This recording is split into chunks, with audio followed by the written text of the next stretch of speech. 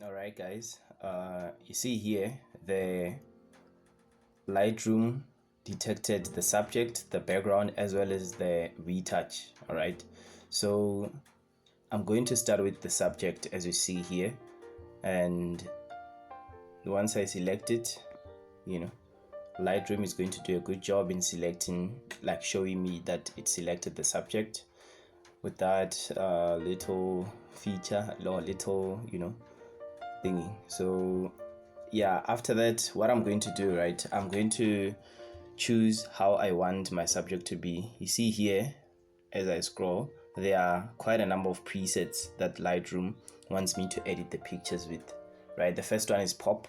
We're just gonna check how it is. It's too bright, warm pop. It's fine, right? So okay, yeah, you can just choose from all of these presets, but I'm just gonna go with warm pop. But I feel like it's too bright. It made it too bright, brighter than normal. So I'm just gonna decrease this a bit, or decrease the preset a bit, and see how it looks. Right, looks fine, looks fine. And then the exposure, let me see. Obviously I'm gonna decrease that, not too much, but like, yeah, let me just leave it here, right? The saturation, not gonna touch that too much, just -2 is fine, so with the subject I can say this is fine, right? Let's see. I'm just gonna select yes, and then we're going to see the befores and the afters, right? I'm going to say before, undo subject, you see that's the before, and then redo, that's after. As you can see, the subject is on frame. The subject has pop a little bit, has pop in a good way. All right, so right now we're going to touch the subject, right? You're going to adjust the background, and then as I select the background like this, as you can see, Lightroom showed me that it selected the background, and the same as what it did on the subject, it does the same thing by showing us the different presets. As you can see, they're still loading, right? And once they're done loading, I'm going to select one of the presets. Yes, fantastic, they are done loading. As you can see, we have subtle, strong, circle, so bubble, and geometric and ring. And all of these background, all of the presets of the background, also they mainly cover the blur, right? They mainly cover the blur. As you can see, it's written blur, right? So looking at this picture, I would say that the camera achieved a very nice blur, I won't lie. So the changes that I'm going to make won't I won't introduce a very strong blur, a strong feature or anything. So I usually like to go with subtle, and depending on the type of picture you are editing, you can either choose other backgrounds, right? Subtle. Let's see how strong looks like, right? I personally feel like it's too strong, right? So I'm just gonna go with subtle, right? Just to have the tree to show, and to show that to show the scene of the whole picture. All right, so going to amount, I can just increase it slightly because other people like their pictures very blurred, so I'm going to increase it slightly, and yeah, for the sake of other people.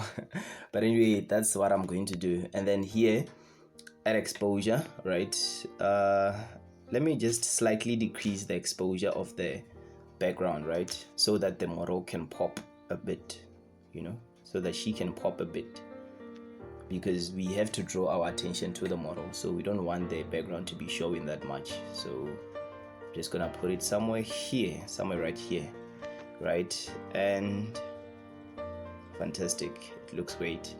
And then the saturation, yes, I like adjusting the saturation just to make the greens even a little bit more green, and then let's see, boom, that's okay, looks good to me. So I'm going to select the background, right? That's how it looks. And then we're going to see the befores and the afters, right? before, right, and then after. You see the difference. And then from there we're going to go to our last feature, which is retouch. All right, fantastic. It selected all the features that we have to edit. All right, starting with teeth. I'm going to select, obviously we want our teeth, even though her teeth is wide, as you can see, we want the teeth to be even more wide, right? So I'm going to zoom to see the difference. So I'm trying to increase this. Yes, let's see. Fantastic. You know, the difference is not really that pronounced because her teeth were already white, but I think this looks good to me. And then her eyes also, you know, the eyes has to be the subject, but I don't have to edit the eyes in a way that they show that, oh, someone did something, or maybe it makes her appear as if she was wearing you know, she did her eyelashes too much. But I'm going to slightly increase that as well, just to make her eyes pop. As you can see, her eyes is popped. You know, I think that's fine. Yeah, that's gorgeous. That's gorgeous. I'm gonna leave it there. And then the skin as well. The skin, I'm going to, you know, make it smooth a bit. Okay, honestly, I don't really like touching skin because, you know, this feature, it makes your models looks like dolls. You know, like a doll. That doesn't look natural to me. Remember, when you edit a picture, you have to edit it in such a way that it looks natural. All right, so let me just leave it here. All right, and then let's go to hair. And then her hair is okay, it's all right, right? But obviously Lightroom, what it does, it puts improvements on top of improvements, you know. So it's smoothing out her hair, right? Let me just leave it here. Let me see how that looks. Gorgeous. I'm going to leave it here. And then the clothing, just to make her clothing pop. That's the last thing we're going to do. All right. And then yeah, I'm going to see what happens when I enhance her clothing, right? Don't forget, the main focus has to be on the face, right? So yeah, that looks fine.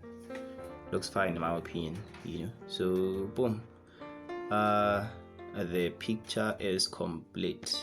All right, the picture is complete. Before and the afters, and there you go, ladies and gentlemen. That's how you edit using the quick selection tool on Lightroom.